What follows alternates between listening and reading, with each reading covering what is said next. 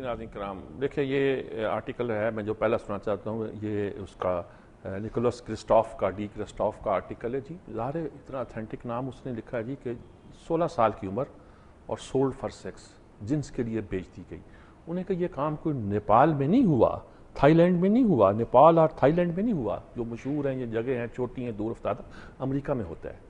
وہ ایک لڑکی تھی 12 سال کی عمر میں، ناراض ہوئی، گھر سے چلی گئی دوستوں کے ساتھ. ایک دوست کے بڑے بھائی نے کہا کہ تو چلو رات، ڈر کے مارے اب گھر واپس نہ جائے اور ماں کو تنگ کرنا چاہتی تھی، صبح میرے پاس رہو.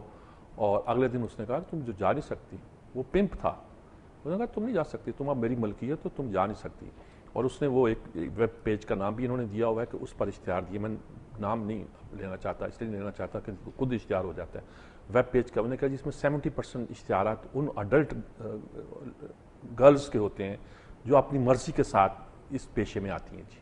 اور وہ منع نہیں ہے اس گندے معاشرے میں، وہ یہ تو جائز سمجھا جاتا ہے. باقاعدہ انہیں کہ ویب سائٹ کو جو اون کرتا ہے، بڑے بڑے نام لکھے ہوئے ہیں، ادارے لکھے ہوئے ہیں، وہ اون کرتے ہیں جی، وہ اسکریننگ کرتے ہیں. لیکن اس نے اس پہ سے اشتہار دیا اور 4 سال وہ اس پہ رہی. انہوں نے کہا نام ہے اس کا، اس نے دوسرا نام دیا ہے کیونکہ وہ ایک وکیل بننا چاہتی ہے، وہ شاعری کرنا چاہتی ہے، اپنے امیج بنانا چاہتی ہے اس گند.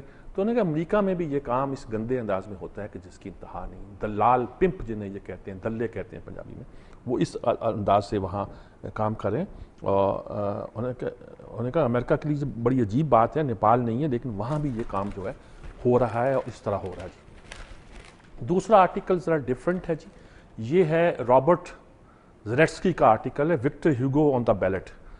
اب ہو یہ رہا ہے کہ دیکھیں صاحب، وہاں الیکشن ہو رہے ہیں، وہاں کہتے ہیں جو پریزیڈنٹ پہلے تھے وہ پڑھے لکھے لوگ تھے، فلاں آدمی فلاں کو کوٹ کرتا تھا، ڈیگال یہ کرتا تھا، اور اس کے بعد پمپیٹو آیا وہ یہ کرتا تھا، فلاں یہ کرتا تھا، یہ کرتا. اب آج کل کچھ سیاست اتنی ہو گئی ہے کہ لٹریچر اور ہائی لٹریچر کو سب بھولتے جا رہے ہیں جی. فرانس تو مشہور ہے اپنی ادبی اور فنکارانہ صلاحیتوں کی وجہ سے دنیا میں مانا جاتا تھا، بلکہ فیشن ڈیزائن میں بھی پیرس نمبر 1 تھا، نیو یارک اس کے بعد آتا تھا. نیو یارک تو کمرشلی پیسے کے زور پہ لے گیا اپنے آپ کو، لیکن پیرس موجود تھا. انہوں نے کہا جی جہاں وکٹر ہیوگو کا ناول لا میزریبل جو تھا وہ اب کوٹ ہوتا ہے، اب لیفٹ والے کرتے ہیں، دوسرے کرتے ہیں، اور غریبوں کی مدد کے لیے الیکشن کا حصہ بنتا ہے. سرکوزی کے وہ کام کا نہیں ہے جی، اور وہ گویا اس کا پرنسپل اپوننٹ ہے. اور وہ آندرے جیت کا نام تو لے سکتا ہے، لیکن آندرے جیت بھی ایک بڑا رائٹر تھا، وہ اس کا نام نہیں لے سکتا. تو ان کا کہنے کا مطلب یہ ہے کہ مختلف طریقے سے وہاں جو فرانس کی لٹریچر کی ایک عظیم روایت ہے وہ اس میں رہ پاتی ہیں. ہم اگر اقبال کا نام لے لیتے ہیں تو چڑ جاتے ہیں، غالب کا کوئی نام چلے گا، اقبال کا غالب کا نام لیتا ہے کوئی، اب کوئی میر کا لیتا ہے. شعر بھی سناتے ہیں تو اپنے وہ چھوٹے موٹے آج کل کے، میں ٹٹپونجیے تو نہیں کہتا لیکن یہ ایسے لوگوں کے شعر سنائے جاتے ہیں جن کا کوئی. تو یہ سارا one who quoted from television shows rather than the princess of clues. انہوں نے کہا آج کل زمانہ یہ ہو گیا ہے کہ لوگ ٹیلی ویژن شو سے کوٹ کرتے ہیں جی، اور بڑے ناولوں سے، بڑے لٹریچر سے کوٹ نہیں کرتے. فرانس پہ یہ وقت بھی آنا تھا کہ I have been told I am too intellectual for you, but the people are in fact too cultivated for their leaders. ایک صدارتی امیدوار نے کہا جی کہ مجھے یہ کہا جاتا ہے کہ میں کچھ زیادہ ہی انٹلیکچوئل ہوں. لیکن فرانس کے لوگ، پاکستان کے بھی خاص ہوں، اتنے کلٹیویٹڈ ہیں، ان کا ٹیسٹ اتنا اچھا ہے کہ ان کے لیے یہ بھی کم ہے جی. تو اس سے اندازہ لگائیے کہ وہاں کے ملکوں میں بہت ساری باتیں. میں ایک کچھ آرٹیکل سرسری نہیں دے رہا لیکن ان کا جسٹ بھی دے رہا ہوں، ان پہ کمنٹس بھی دے رہا ہوں تاکہ بہت سی چیزیں. فائٹنگ دا گریٹ فائر وال آف پاکستان، یہ آرٹیکل جی مجھے ثنا سلیم کی ایک سائٹ پاکستان بولو بھی کے حوالے سے یہ ہے، اور ریبیکا میکنون کا آرٹیکل ہے گلوبل وائسز. عواب الوی کا ذکر بھی ہے، ہمارے ڈاکٹر عارف الوی کے بیٹے ہیں، یہ بلاگنگ بہت اچھی کرتے ہیں، اس میں بڑا ان کا. تو انہوں نے کہا کہ وہ فائٹ کیا ہے کہ سینسرشپ کے خلاف. اب ٹویٹر، فیس بک، پاکستان میں سینسرشپ لگی تھی فیس بک پہ، کارٹونوں کے بڑا چلا تھا. انہوں نے کہا فری پریس پہ لیے موومنٹ ہے، تو کہتے ہیں اس کا بھگتنا کیا پڑتا ہے کہ اس کا ایک پورنوگرافی کی سائٹ پہ تصویر دے دی کہ صاحب یہ پروسٹیوشن کو ہوا دے رہی ہے. اچھا یہ جو فریڈم ایکسپریشن ہوتا ہے اس میں کچھ ایسی چیزیں بھی آتی ہیں. یہ میڈیا ہے نا بڑی ظالم چیز ہے. پولیٹیکل لوگوں کو یہ تو ڈر ہوتا ہے کہ اس میں پولیٹیکل بات وہ نہ آئے جو ان کو ڈیمیج کرے، لیکن اس میں اگر obscenity اور پورنوگرافی وغیرہ آ جائے تو اس سے ان کو تکلیف نہیں ہوتی. ضیاء الحق کے زمانے میں مجھے ایک بہت میڈیا کے جو ایکسپرٹ تھے انہوں نے ایک بات کی جو حکومت کی طرف سے اس کو لے کے چلتے بھی تھے، یہ بات کی خاص طور پر کہ دیکھو بھائی فلاں پرچہ جو ہے وہ ہمیں سپورٹ تو کرتا ہے انڈیا کے مسئلے پہ، فلاں مسئلے پہ، فلاں مسئلے پر، اگر اس میں کچھ ایسی تصویریں چھپتی ہیں تو ہم اس کو نظر انداز کرتے ہیں. تو یہ لوگ اپنے مقاصد کے لیے، اگرچہ امیج یہی تھا کہ اس نے گویا یہاں وہ کلچر پیدا کیا ہے جو نظریہ پاکستان کلچر ہے، اسلام کلچر ہے، لیکن اندر سے یہ ہوا کرتا تھا جی. تو یہ پاکستان کے اندر بھی یہ جنگ سوشل میڈیا پہ ہو رہی ہے، یہ امپورٹنٹ ہے. سوشل میڈیا کتنا طاقتور ہو رہا ہے، کتنا امپورٹنٹ ہو رہا ہے، یہ اب ایسی بات ہے جس کو ہمیں دیکھنا بھی پڑتا ہے اور اسٹڈی بھی کرنا پڑتا ہے جی. کچھ چھوڑتا جا رہا ہوں جی. اچھا، ایک ونرز ان افغانستان طالبان اور نیٹو نے کہا جی ایک بات طے ہے. وہ بات کیا ہے کہ a political solution to the Afghan war without Islamabad is simply impossible. کون ہلنان کا آرٹیکل ہے جی، کوئی پاکستانی کا نام نہیں ہے. انہوں نے کہا جی کوئی افغانستان کا کوئی حل اسلام آباد کی مدد سے بغیر ممکن ہی نہیں ہے، ہو ہی نہیں سکتا ہے. اور دو تین باتیں انہوں نے کی ہے کہ اگر وہ واپس آ جائیں، if it holds to its plan to quarter troops in Afghanistan, امریکہ اپنی فوجیں کم کر دے، the insurgency will fight on. تو وہاں گویا طالبان لڑتے رہیں گے and Washington's only regional ally will be India. اور جب طالبان لڑ رہے ہوں گے تو کوئی مدد نہیں کرے گا امریکہ کی انڈیا کے سوا، یعنی کہ اور پاکستان کی مدد کے بعد، اسی لیے تو کہتے ہیں حل ممکن نہیں ہے. اور دوسری بات بھی کہہ رہے ہیں کہ اگر آپ کرزئی کی حمایت کریں اور ساتھ دیں پیس ایگریمنٹ کے لیے تو اس کا مطلب ہے کہ آپ ایک کرپٹ حکومت کا ساتھ دے رہے ہیں. تو یہ تجزیے جو ہیں، یہ تجزیہ بتانے کے لیے کافی ہیں کہ صورتحال کیا ہے. یہ اس نے کلدیپ نیر نے لکھا ہے جی، وہ تو سازش ثابت ہوگی کہ وہ سب جو جمع ہوئے وہ ہندو تھے اور مسلمانوں کو قتل کر کے ان کی جائیدادیں تباہ کرنے کی پختہ نیت کے ساتھ اکٹھے ہوئے تھے. وہ جمعے کے دن اکٹھے ہوئے تھے اور خاص طور پر انہوں نے نشانہ بنایا تھا ان گھروں کو. یہ وہ گجرات کے سانحات ہے جس پر یہ رپورٹ ہے. انہوں نے کہا جی بی جے پی مانتی نہیں، وہ کہتی مودی ذمہ دار نہیں ہے. حالانکہ گواہی موجود ہے جس میں اندر کے ایک بندے نے یہ بھی کہا ہے کہ میں موجود تھا جب اس نے کہا کہ ہندوؤں کو اپنا غصہ نکال لینے دو، مودی نے کہا. تو یہ ساری رپورٹیں جو تھیں اس پہ انہوں نے کہا سکھوں کے معاملے میں کانگریس نے بھی یہ کیا تھا. جب راجیو کے قتل کے بعد 3000 سکھ مار دیے گئے تھے دلی میں، اس وقت بھی انہوں نے یہ کہا تھا. یہ سیکولرزم کا ایک چہرہ ہے جو ان چیزوں کے حوالے سے نظر آتا دکھاتا ہے جی.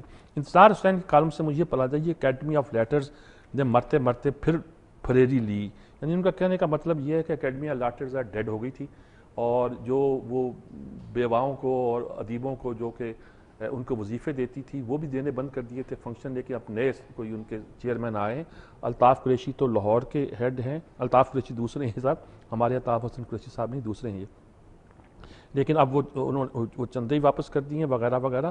اور ایک چیز کا انہوں نے اچھا جوڑ کیا ہے، وہ یہ کیا کہ اب یہ نہیں ہو سکتا کہ آپ جو ہے وہ خاص طور پر انہوں نے کہا کہ ابھی اب ہم مطالبے کرتے ہیں کہ جی صحافیوں کو آپ لے کے جاتے ہیں ٹور پہ وزیر اعظم صدر صاحب، تو ہم کیوں لے کے جائیں، ادیبوں کو بھی لے کے جائیں. انہوں نے کہا ادیبوں کو جانے کی کیا ضرورت ہے، انہوں نے تو رپورٹ کرنا ہے، آپ نے کیا کرنا ہے.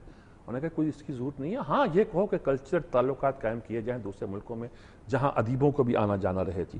الطاف حسن قریشی صاحب جی آج خاص طور پہ اسلام آباد گئے تھے تو انہوں نے یہ لکھا ہے جی وقت کے دو اہم دانشوروں سے ملاقات ہوئی جن کا خیال تھا کہ پاکستان دو حصوں میں بٹا ہوا. وہی جی ایک ایلیٹ کا ہے، ایک عام آدمی ہے، اس کی سوچ اور ہے. عام آدمی کی سوچ جو ہے 1% اگینسٹ 99% جو کہا جاتا ہے وہ غالباً اس معاملے میں صحیح ہے، غلط نہیں ہے. اور انہوں نے کہا کہ اب نواز شریف کے سیاچین پہ جانے کی تعریف کی ہے اور بلکہ پی آئی کے حوالے سے لکھا ہے کہ راؤ قمر سلمان کے آنے کے بعد اب وہ اطلاع دیتے ہیں سب فلائٹ لیٹ ہے یا فلاں ہے. تو چلو میں پہلے کہہ رہا تھا یہ کسی بھی پولیٹیکل پارٹی سے ہو تعلق ہو، فوجی تو ہے نا جی، تو ذرا اس کا مزاج تھوڑا ڈسپلنڈ ہوتا ہے. حال پی آئی میں ڈسپلن قائم کرنے کی کوئی کوشش کرے گا. آج ہمارے عرفان صدیقی صاحب نے بھی تیزی سے کہنا پڑا ہے. صدر مملکت دورہ ملتان جو ہمارے خالد مسعود خان ہیں ان کا آرٹیکل تھا وہ بھی مجھے چھوڑنا پڑ رہا ہے.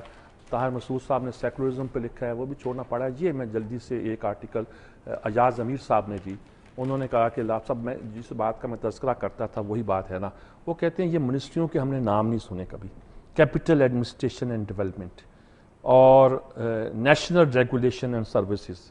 اس فردوس عاشق اوان کی ہے، وہ محمد گوندل کی ہے، یعنی کہ سی ڈی اے کے چیئرمین. دوسری تو پتہ نہیں کس چیز کی منسٹری ہے. پھر پاکستان کے حالات پر اور انہوں نے بہت سی باتیں کی ہے، لیکن میں صرف چونکہ بہت کم وقت آج رہ گیا تھا ان آرٹیکل کا سرسری تذکرہ کر کے اب کالز پہ آتا ہوں. اگر کوئی موجود ہے تو بات کرتا ہوں، اگر آواز آ گئی مجھے تو جی السلام علیکم. السلام علیکم جی میر صاحب جی. وعلیکم السلام جی آج میں ایک چھوٹی سی بات عرض کروں گا کہ ابھی 84 کی بات ہو رہی تھی یہ سیاہ چنوال معاملے پہ. میں اس بار اپنی ایک رشتہ دار سے مل کے آیا ہوں.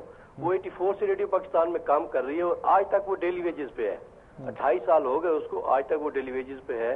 تو یہ کہاں کا انصاف ہے؟ یہ بات اگر کہیں بڑوں تک پہنچ جائے اور اس پہ وہ نظر کرم کر لیں جی. ٹھیک بات ہے جی. اصل میں دیکھیں بہت سارے جو تجزیے ہیں, لیکن میں صرف ایک ہی بات کہا کرتا ہوں ایسے موقعوں پہ کہ ہمارے لوگ سوچتے بھی ہیں اور ان باتوں پہ غور بھی کرتے ہیں اور تجزیہ بھی کرتے ہیں اور رائے بھی دیتے ہیں, اور یہی بات ایک اچھی ہے کہ ہم کوشش کرتے ہیں کہ ان کی رائے, ان کی بات, ان کی آواز جو ہے آپ تک براہ راست پہنچے. لازمی نہیں کہ میں اس پہ تبصرہ بھی کروں, اپنی رائے کا اظہار بھی کروں. اور ایک کال اور موجود ہے, بات کرتے ہیں جی. السلام علیکم جی. جی ہیلو, السلام علیکم سر. جی وعلیکم السلام. سر ایک تو میں نے یہ کہنا ہے کہ آپ کا پروگرام بہت اچھا ہے اور ہمارا ملک جس حالات سے گزر رہا ہے آپ جیسے لوگوں کو اسمبلی میں ہونا چاہیے. اور دوسری بات یہ ابھی آپ نے بنگلہ دیش کا ذکر کیا کہ انڈیا کی وجہ سے وہ الگ ہو, تو سیم وہی کنڈیشن اب بلوچستان میں بھی ہو رہی ہے.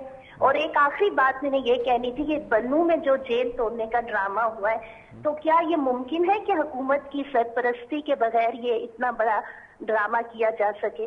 تو کائنڈلی آپ لوگ پلیز اس ملک کو بچانے کے لیے آگے آئیں, کیونکہ اس وقت تو بہت مشکل حالات سے ہم گزر رہے ہیں. دیکھیے جناب, لوگ کس طرح سوچتے ہیں کہ بنو کا واقعہ حکومت کی مدد کے بغیر نہیں ہو سکتا. ظاہر ہے اہلکاروں کی مدد کے بغیر تو ہوا نہیں, اندر کا پورا راز ان کو معلوم تھا کیسے تھا کیا نہیں. یہ تحقیق بھی پوری نہیں کریں گے, اس کو غور ہی نہیں کریں گے. اور بلوچستان کے صورتحال پہ ہماری تشویش بالکل بجا ہے, اور اس موقع پہ ہمیں ایسٹ پاکستان یاد آتا ہے. کچھ لوگ کہتے ہیں کہ نہیں وہ یاد نہ کرو, یاد کرنے کی کوئی ضرورت نہیں ہے, لیکن یاد تو آتا ہے صاحب ہمیں, اور یاد کرنے کی ضرورت بھی ہے. اجازت چاہتا ہوں, اللہ حافظ.